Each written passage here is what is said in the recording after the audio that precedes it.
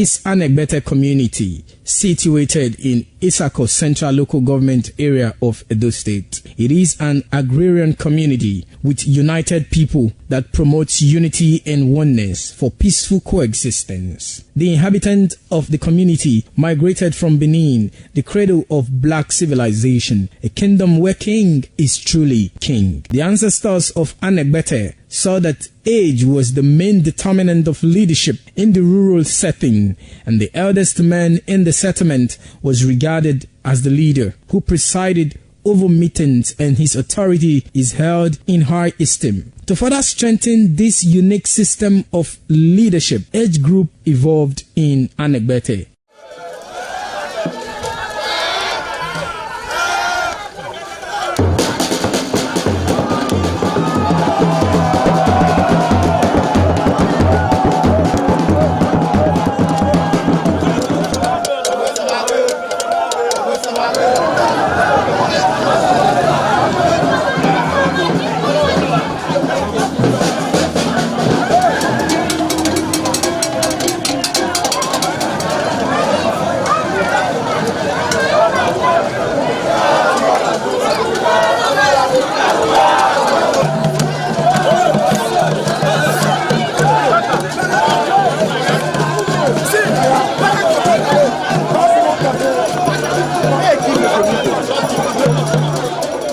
In An Egbete, age group is categorized into two, that is the common and the noble. An Egbete is rich in cultural heritage, as the community at noon saw the commitment of the festival with the first set rolled out in beauty colors to showcase their might and strength, indicating their feet and ready for the responsibilities behold on them. The streets in the community with a feed up of young men and women adorned with the festival. Later, the royal family takes the stage as their children fight out royally and work in the community to showcase their might and fitness.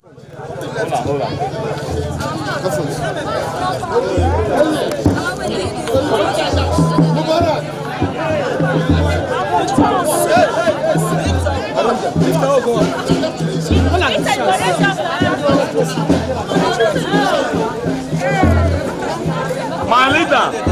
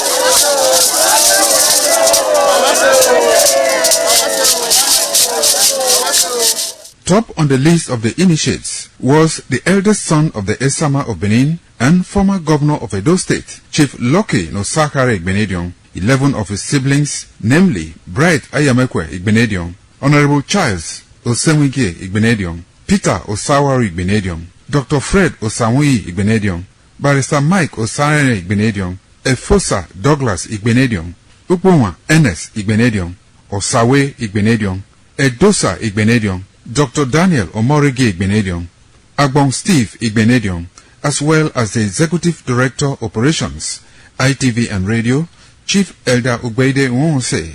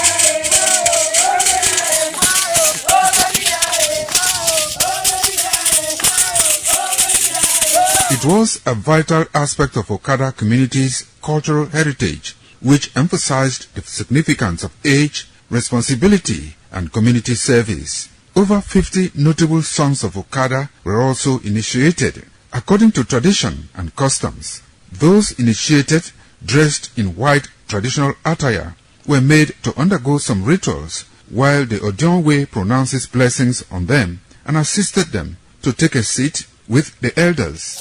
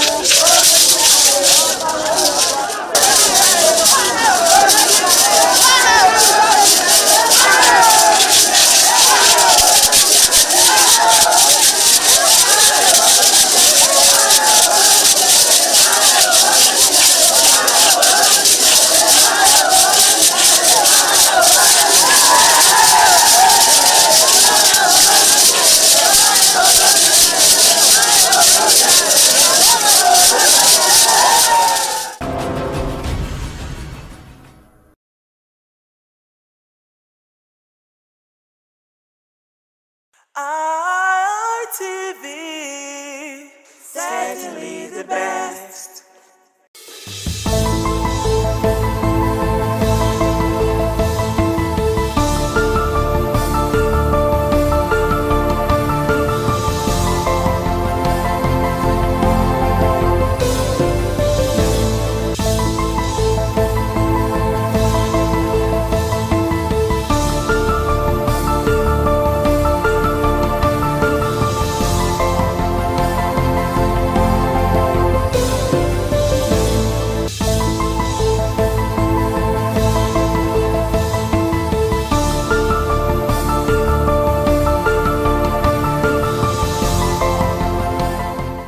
Thomas Hobbes once said, life is short, nasty, and brutish. If there is no government, and attempt that the obeisant pattern of life, and life becomes chaotic where there is no government. We look at the theory of the state, and of course, how democracy came upon us, and how it started bringing dividends of good governance. And it is upon us as a people, as a country, to continue to deepen the practice of democracy. And we will be looking at the Electoral Act amendment for 2026, which the president not quite long signed, gave assent to. My name is Philip Omo Gyukmo.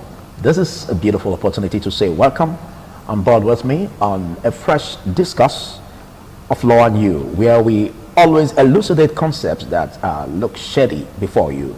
But this is just to arm you with your rights and duties as a citizen. And of course, I have a legal luminary with me in the studio, and he is Emmanuel Obakpolo. Big thanks for joining, Emmanuel. It's a delight to be here. Good afternoon. All right, well, let's look at the backlash. Let's look at all that transpired in 2023, if we are to take a walk down memory lane. And of course, also look at the opposition politicians, that barricaded the National Assembly alongside the civil society activists, demanding that there should be a mandatory course for the bill then, seeking for the transmission of election results, at real time. But that seemed not to, go through. Of course, we are having some setback, in respect of the amendment not sinking in that direction of making it mandatory that election results must be, transmitted, at real time. What do you see about the implications for this, looking at our democratic, outlook? To my mind, we are not practicing democracy in Nigeria. It's what I can refer to as civil rule or military rule garnished with civil flavor. That is what we are practicing in Nigeria. Because if we are to go by the spirit and letters of the Constitution, as provided for in Section 14, subsection 2, that sovereignty belongs to the people of Nigeria. Sovereignty. Now the question is, where is the sovereignty that belongs to the people of Nigeria? That sovereignty can only be manifest when the people of Nigeria elect who becomes their leader, or elect who governs them. That is when that sovereignty. At the point of the election, or electing who becomes the who governs the people of Nigeria, it simply means that the sovereignty that the people of Nigeria has, they donate it to whoever will rule them. So while the person rules them, the person becomes the servant of the people of Nigeria. But what we saw in the drama that just ensued, where Nigerians took to the streets in the Federal Capital Territory, Abuja, where they demanded for just two things. One, electronic transmission of results. Two, at real time. And the legislature, including the executive, manipulated Nigerians, wherein they choose election could be transmitted electronically, but not at real time. And even at that, there's a caveat in section 3, in section 60 rather, subsection 3, that and what is the caveat? The caveat is that there could also be what do you call it now? The manual process. Manual collation, yeah. Collation of results. So you now discover that Nigerians want a situation where they can't govern, they can't elect rather, who govern them.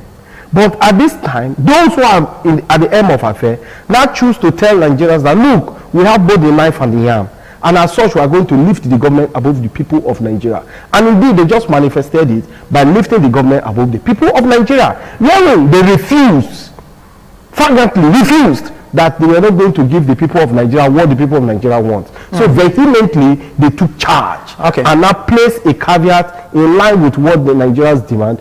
What did they do? They succeeded in doing is you take one and we take one. And the essence of all of this drama we have seen in the electoral act just signed by the President of the Federal Republic of Nigeria is that they gave room for manipulation. And that is what they tend to do. And already we saw it, they tested it in the Federal Capital Territory Council election, where we saw a lot of drama. Yet they said that INEC is prepared. But once upon a time, we were told in this country that NCC told Nigerians that they have 93% network coverage in the whole of this country. If we can have 93%, it simply means that we have 7%. Then we can improve on the 93 to get the 100%, if that should be the issue, why that caveat was put in that law. But they refuse, because they see it that the it is not just the PO, the presiding officers during the elections. They will be controlled by those in power. We have already seen it, but again,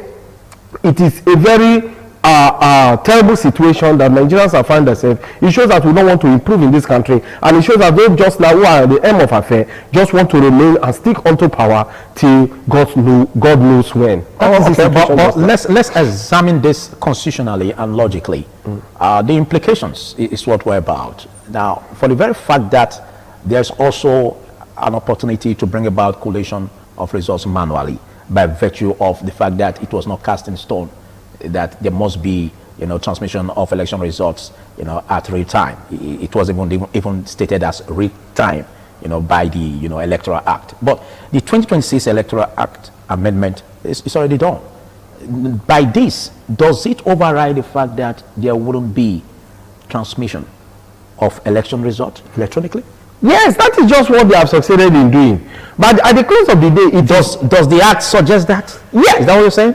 It gives a window if there are issues for the electoral officials to fall back to manual collation.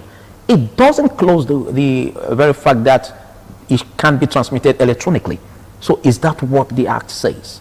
Mr. Philip, you know that what really opened the eyes of Nigeria to make that demand was the judgment of the Supreme Court in the last presidential election.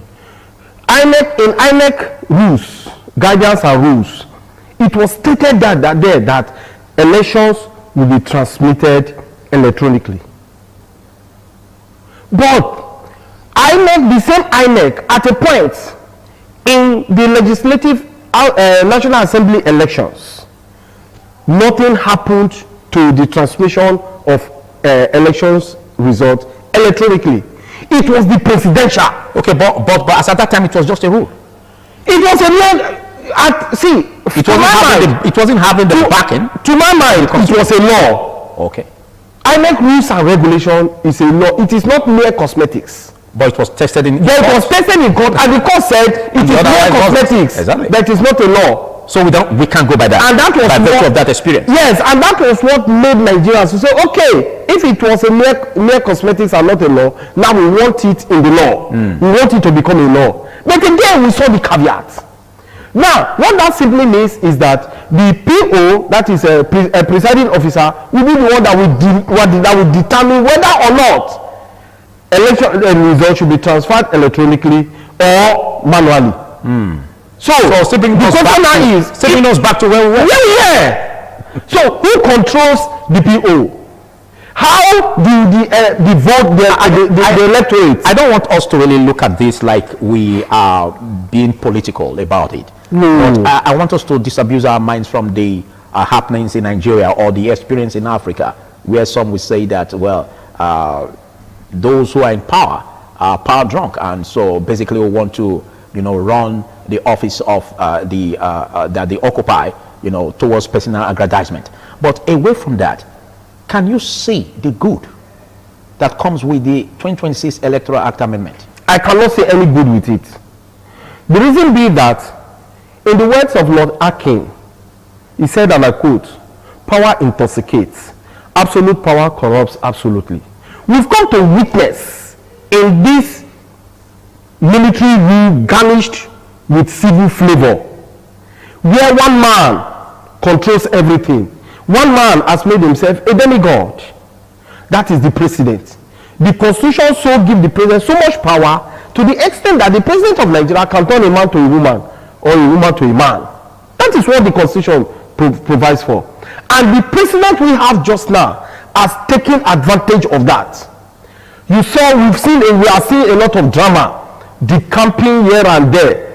They want to infuse Nigeria, they want to force Nigeria to become a one-party state. See, not until Nigerians begin to elect who governs them, we are not going to make any progress. Yes, those in power will be telling you they are making progress. Why? Because they remain in power. So they are progressing.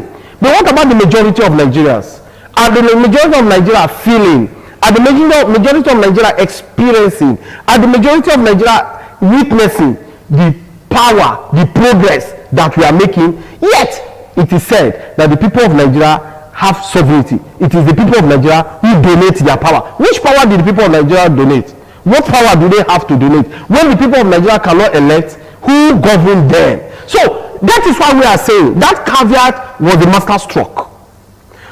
You don't put a caveat in a law. We are going to witness another legal tussle. Okay. And wherein the courts again will be tested whether or not who wins election in Nigeria. It's still going to go back. We don't want, Nigerians say we don't want a situation where it is a court that determines who wins an election for us. We Nigerians want to determine who wins an election. But here we are again. Matters will still go to court. And the court will interpret it in their own wisdom. That will now seem to be another drama. And Nigerians will begin to shout. Why is it? So we Nigerians wanted a situation where we will not have, where even a layman can interpret the law. Thank you. In the language that it ought to be. But just now, we are faced with another form of interpretation. Well, thank you very much, Emmanuel Obakolo. Well, he said the 2026 Electoral Act amendment never came with any good. But we're going to be taking a short break. And after which, we're going to test what he just said. Don't forget, the 2026 Electoral Act amendment is already a legal document, but it's also a factor by which we're going to be testing, the transparency of our elections and how credible the elections are. And basically, for the citizenry to build trust in the electoral umpire INEC, it's important that we look at this, with a microscopic eyes, critically, in order to, dissect and analyze all of this. My name is Philip Omo Gyukmo. We'll take a short break, and we're coming just shortly.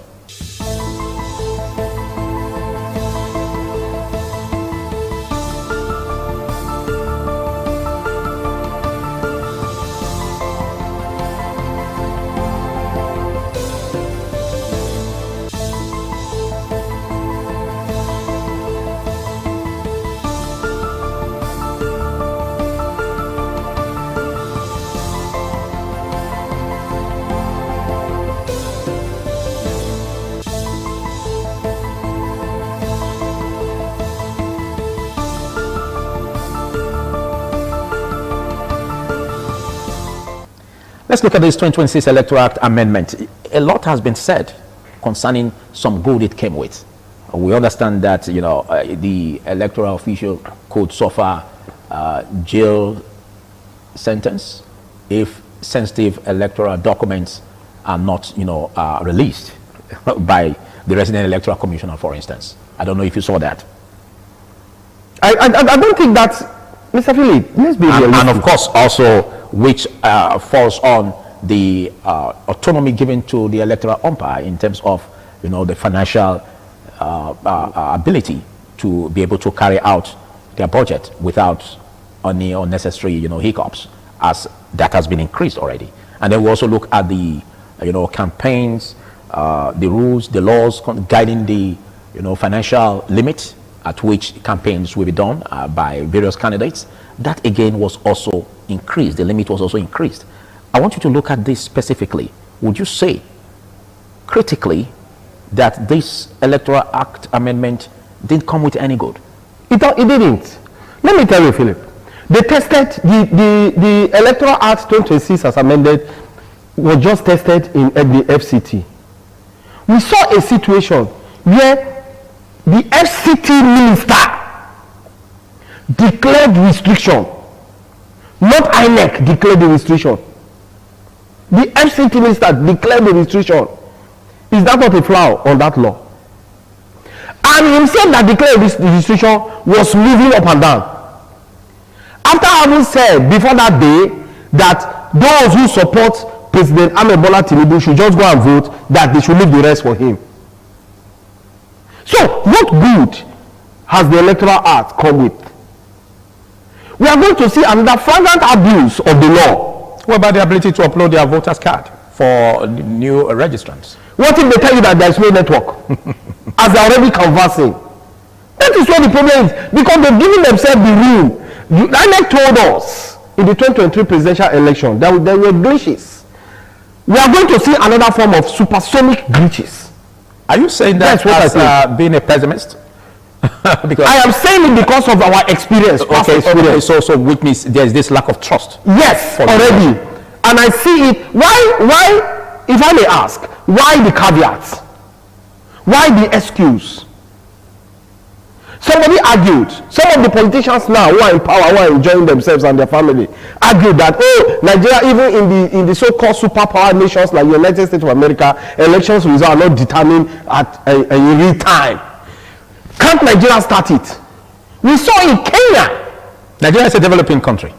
No, but we saw in Kenya, a developing country, Though not underdeveloped. where the court, the judiciary, gave opposition judgment in their favor, even when there's a sitting party. We saw it in Kenya, but can that happen here in Nigeria? But do you know that it's a huge gulf? Because you made mention of the American polity. Do you know that it's a huge gulf looking at the American polity and that of Nigeria comparatively? Because they've gone developed while we're still being developed. And what is the meaning of developing?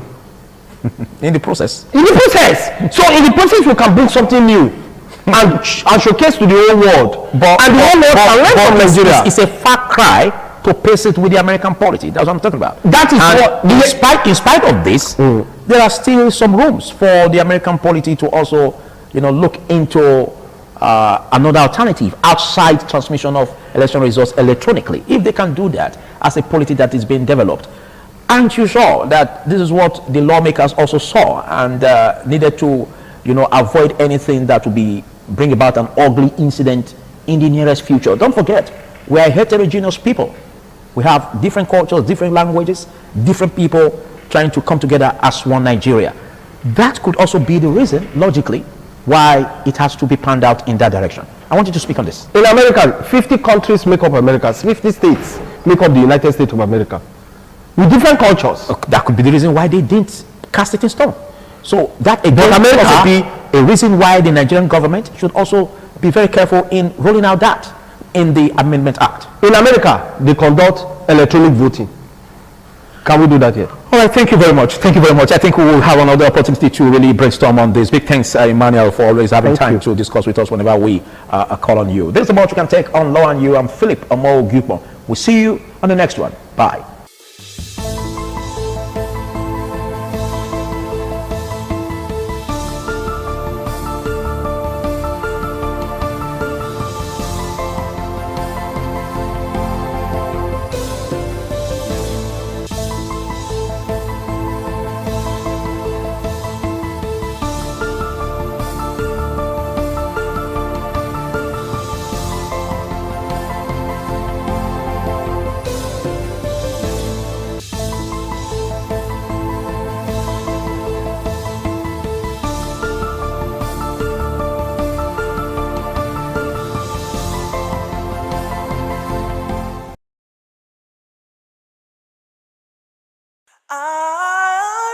ITV, certainly the best.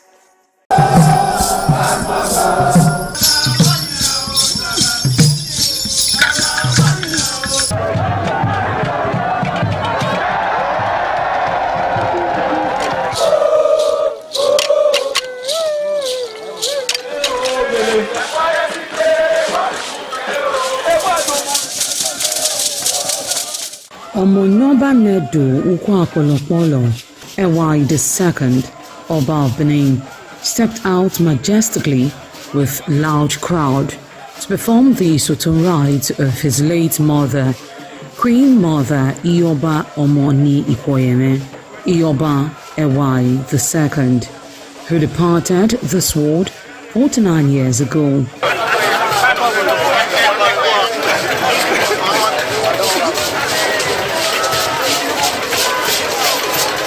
Isoton is a traditional rite of the procession in memory of the departed person's spirit in Benin Kingdom. It is usually heralded by public display of the departed person's influence during their sojourn on earth.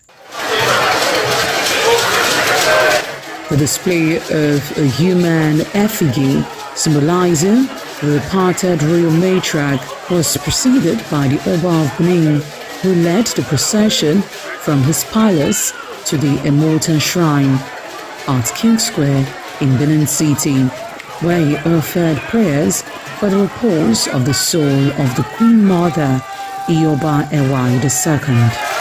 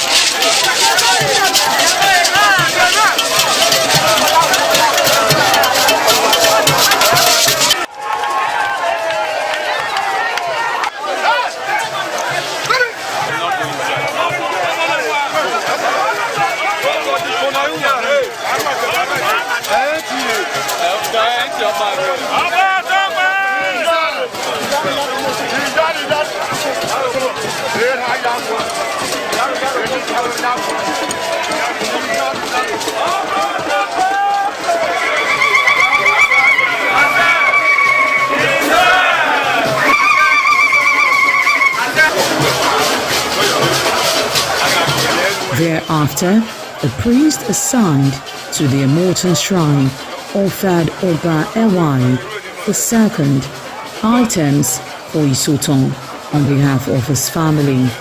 However, Chok, known as Uri, represented a mixture from royal fans after ancestral spirits were invoked to bear witness and announce his arrival.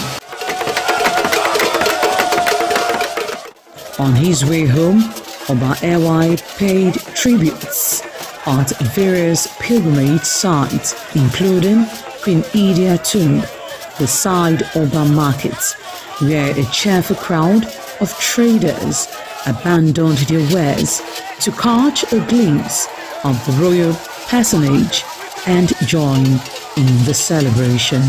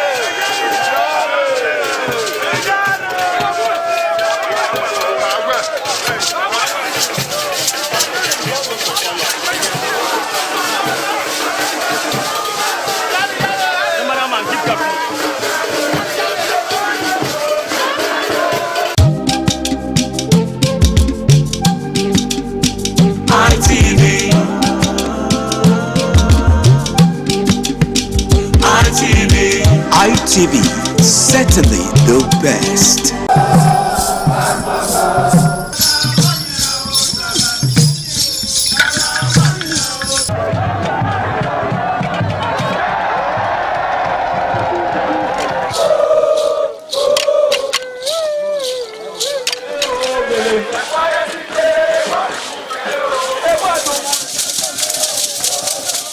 The Ugewe is the final ceremony of the series of festivals. It is one of peace and lightheartedness, following the more solemn of the ritual year. Ugewe is the festival of the Ewe leaves, a symbol of good luck and joy. It is the most popular of all that heralds the dawn of a Benin New Year, new vow, newness of life and freshness of life, and a new hope for the future. In the evening, the Ewe leaves are presented to the Oba of Benin in grand style in a colorful ceremony. The Ihogbe Society, amidst singing and dancing, bring the sacred leaves that symbolize good luck, blessings, peace, and prosperity. Each of the senior members of the Ihogbe proceeds to give the sacred leaves directly to the Oba of Benin, and others put theirs at his feet.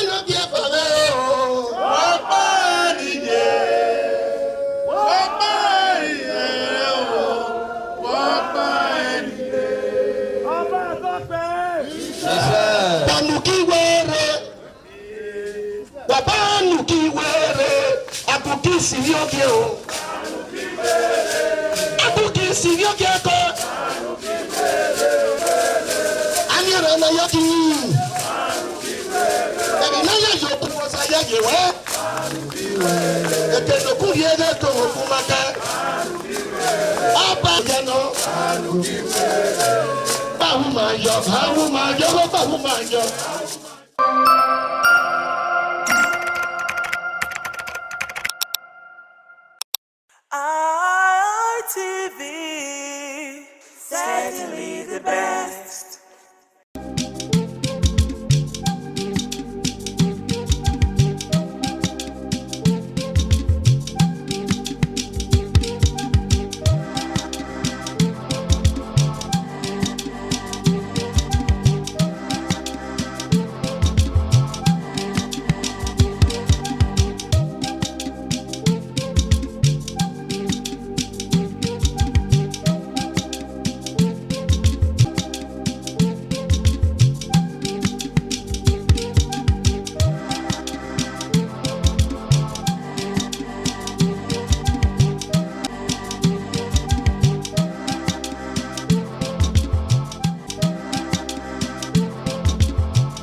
Thank you so much for joining us today on the program. Woman to Woman. I'm Adisu Walsawage, and today on the program, we are going to conclude what we started last week. We talked about teenage pregnancy last week, and we did say that today we are going to try our best possible to see how the guests I have on show today will provide tips on how to help our teenagers to avoid pregnancy.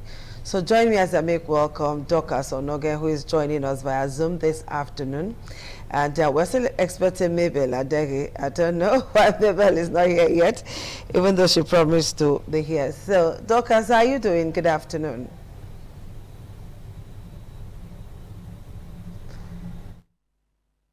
Dorcas, good.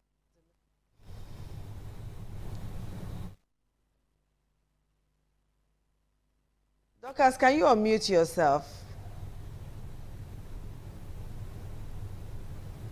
Oh, good afternoon. Please unmute. Are we good now? Hello, Dorcas. Good afternoon, ma'am.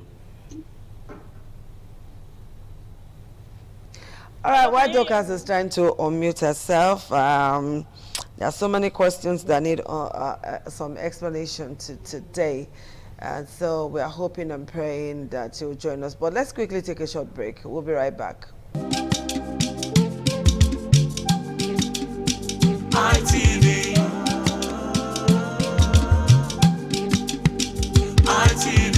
ITV, certainly the best. Okay, we're back now. Hello, Dorcas. Good afternoon. I'm sure we're having some technical issues there. Thank you for joining me today on the program. Hello, good afternoon, ma'am. All right, Dorcas, let's quickly hit the show. So we're going to talk about providing solutions to parents or teenagers alike on how to prevent teenage pregnancies, on the need for them not to even get pregnant as teenagers. So let's fill your pause, Dorcas. Please go ahead. What are some of the tips as a teen coach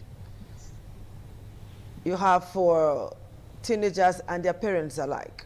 Thank you once again for the opportunity to speak on this topic. Teenagers, first of all, they have to understand that life doesn't start from if you want to climb the staircase, you don't take the last step. You don't put your foot at the beginning and go to the last step of the staircase to achieve where you want to go to. So I want to advise all teens out there to know the importance of step-by-step progress in life. As a teenager, what should be your priority is for you to go to school or for you to learn a skill. So the question of even having a boyfriend shouldn't cross your mind.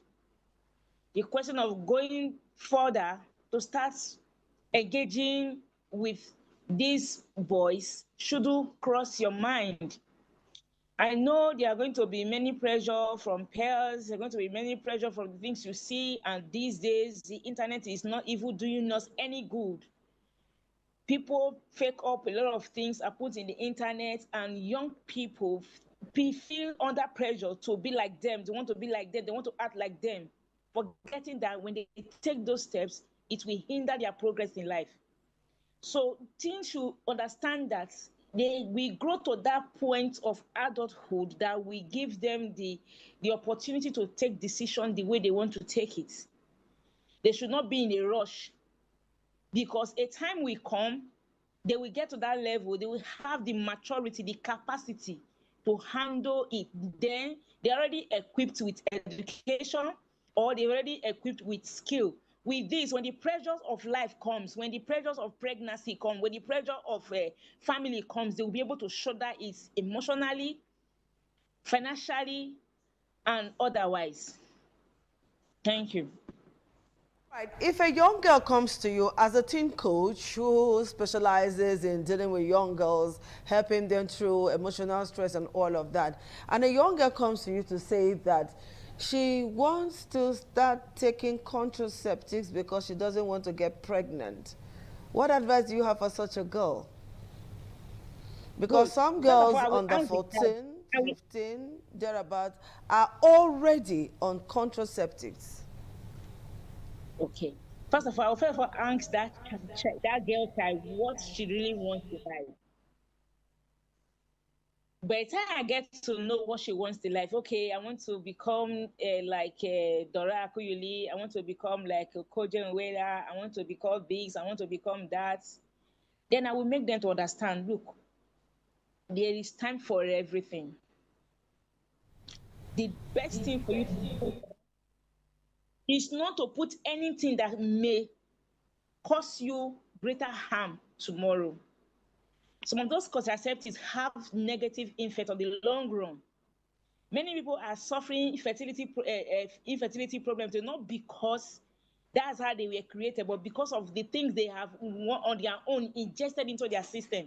So I will make them to understand the side effects of engaging themselves in taking such contraceptives, whereas they can as well abstain from anything that will make them take that contraceptive. So the best advice is for that child to take her mind off that and focus on what she wants to achieve. Because I've come to realize that the decision you take at the later part of your life as a teenager and in your early 20s is what you build on when you are in your 30s and 40s. When you fail to build your life at this age, this tender age, you will find it difficult to balance yourself when you are in your 30s. So I will teach that child, look, the best thing for you to do now, oh, you want to go to school? Fine. Which course do you want to read? Okay, what aspect of education do you want to go into? And I will guide them to follow that path and forget about this other part of relationship that will not do them any good. Because they've not got that maturity to handle what relationship is all about. So they shouldn't go into there now. What they should put their mind and energy into right now is to invest in themselves and in their future, either by learning skill or by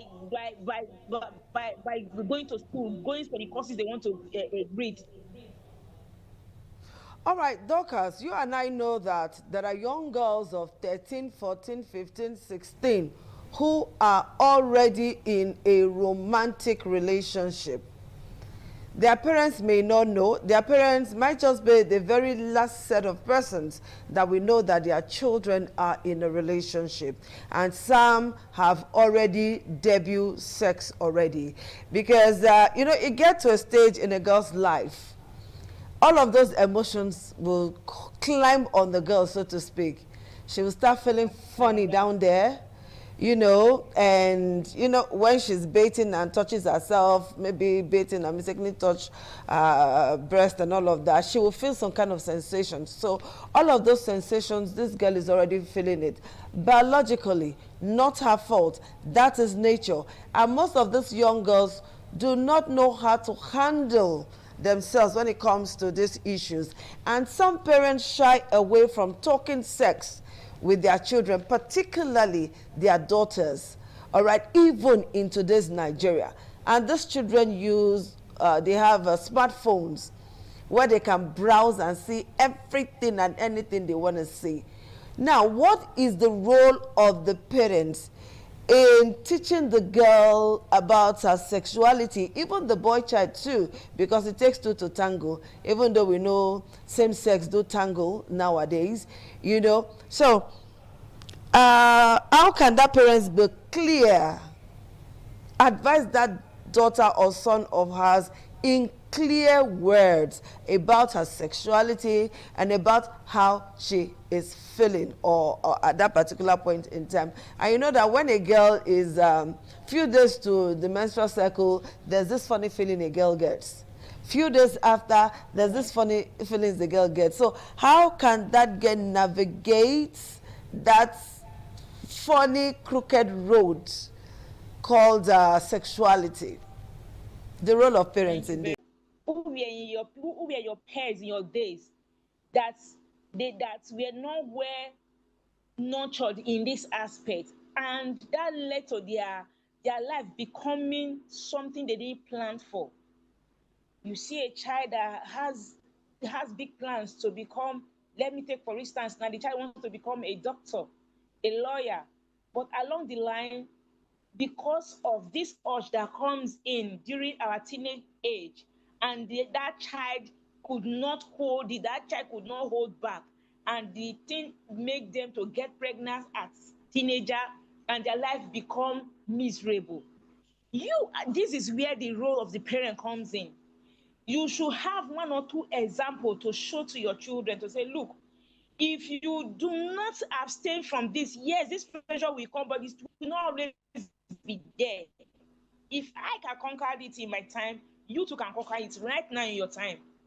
Though the mother should also understand that, look, our days now is quite different from their days. To talk to parents about talking to your children in clear language, as it is, call it the way it is. You know, as a counselor, you have been telling again as you do this. So in clear words, that is what we want. As a part, you just said you get child, don't do it. Listen to your mother, talk to your mother. Listen to her, allow her to tell you what to do. Ask her question like, how did you manage to... Now? Let's take a very short break to rectify what is going on.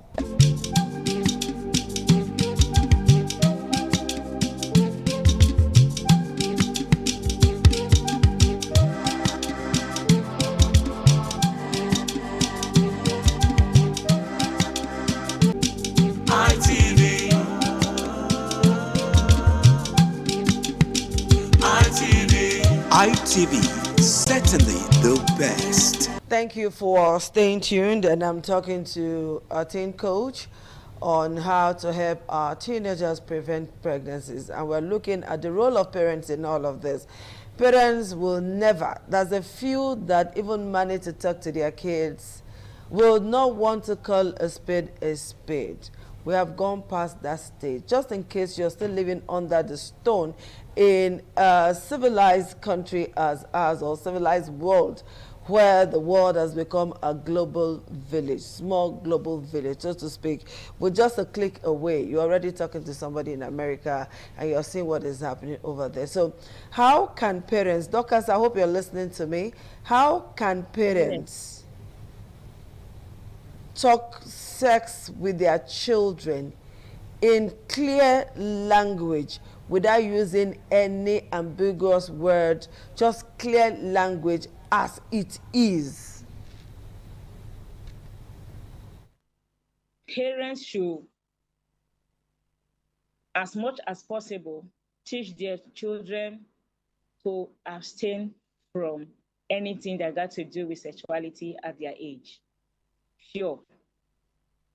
Citing what may become of them if they should engage in it at this tender age. So the best thing to do as a parent is to teach your child total abstinence from sexual activity as a teenager. That's all. So in what language? Because some parents nowadays, they either scream or yell, threaten, report the children to other persons, instead of sitting down to like talk to that child. Like, what language should that mother use? What will I put it now? What kind of emotions should the woman or the man have or possess to talk to that child? Should she yell? When you want to prove, so you want to pass such information to your children, you have to pass it to them with love. They should understand that you are not punishing them. They should understand that you are not trying to pull them away from something that will be of much benefit, that will benefit them more. But teach them in love. Make them to understand in low tone, not in harsh words, not shouting at the rooftop, no.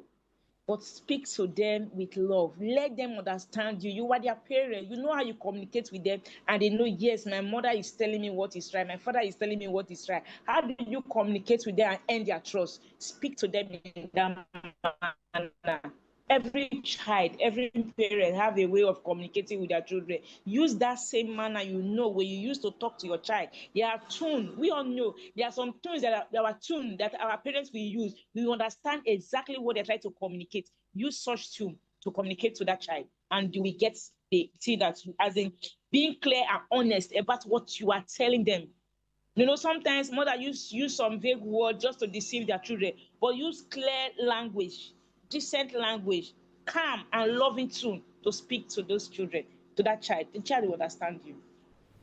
As in have the to convince that child that yes, what they are is the nobody outside can convince her otherwise, because being able to abuse that love, that enabling environment, that atmosphere that allow for communication. Communicate with the child. How are you feeling? And know in this your age, this is what you'll be feeling, but that doesn't matter. You have to abstain from it because there is going to be time for you to have access to these things.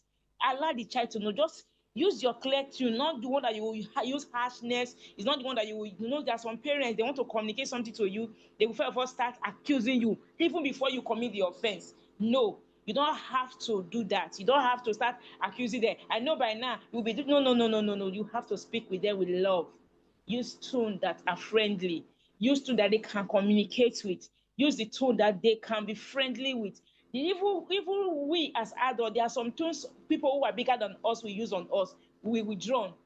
So also, we should also know that the younger ones that we are speaking to, there are some tones we use on them that will make them to withdraw. No, whether we should use a friendly tone, the one that will make them have so much confidence in us and believe that what we are telling them is for their good and to make their life much, much better in the future. All right, Dorcas, while you were talking, you laid emphasis on value for education for the child. You've also laid emphasis on letting the child know that he or she has a brighter future if only they can adhere to rules and regulations. Now, you also made mention of relationship, that they are not supposed to go into relationship. Somebody was talking one day somewhere and said, she just realized that she's in a relationship with herself, a small girl, talking to her friend in the supermarket, obviously talking about a boy. What is the ripe age for a girl to start having a boyfriend? Is there really a right age for it? But you can have a platonic friendship. If I thought they want to have friends with the opposite sex, it should be platonic. Pure platonic friendship, making them to understand that there's time for everything. There is time for them to go. So for now, they should just have friends with them. As time goes on, the mothers should try and create that a friendly environment with their daughters. When you do that, when anybody is making move outside beyond the boundary that you have taught your child, the child will feel free to come and communicate with you. So there's no rightful age, because there are some people that got married at 18. There are some people that got married at 20. So even getting married at 18 is also a teenager, but because they are prepared for it, they have support from both parents, they are able to skate through. So I cannot say now that this is a particular age for you to start, but there are things you need to put in place first before you can talk about relationship that will lead to marriage or anything that requires sexual relationship. Okay. If you want, you have to be mature. Maturity is not by age. Before, I used to think maturity is by age, but I've come to realize that maturity is not by age. There are times you will see a 40-year-old man or woman opening their mouth to speak, and you will hear a 25-year-old young man and young girl speaking. You will discover that the younger one speak more maturely than the elderly one. So it's not by age, it's by maturity. Okay. When you are mature to handle this, that's when you can go ahead with it. All right, Dorcas, what's your parting statement now as we round up our show? Yeah, well, at this moment now, I want to encourage all mothers out there that have had teenager that got pregnant. They should not in any way become burden on these children by shaming them, by being harsh on them, by making them to feel more depressed. Rather, they should be supportive to these children. They should support them. They should encourage them. They should help them to build their life. They should not allow their children's life to just end as a teenager because they got pregnant.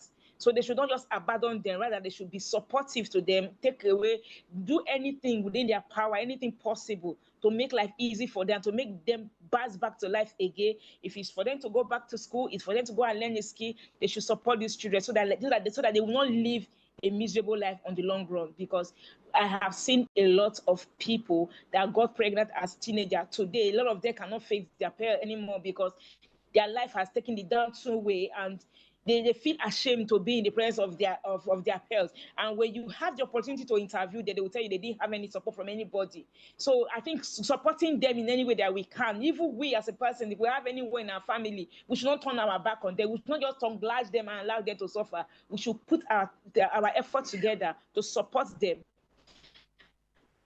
As auntie, as uncles, for finding time to be with us on the show today. We are most grateful. All right, people, this is it for today.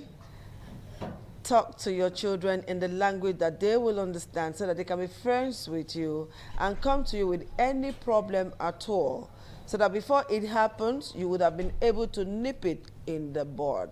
We'll see you again next week. Bye-bye.